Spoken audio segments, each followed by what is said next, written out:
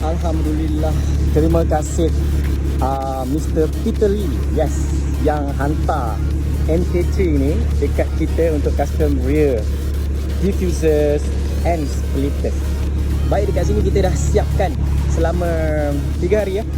Kita anggarkan dekat owner 4 hari, tapi Alhamdulillah 3 hari sahaja, kurang 1 hari kita siapkan.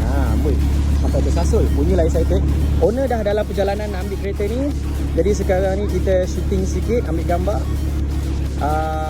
InsyaAllah dalam minggu ni juga ataupun minggu depan owner akan hantar lagi sebiji kereta nak custom belakang, iaitu GR4. So stay tune.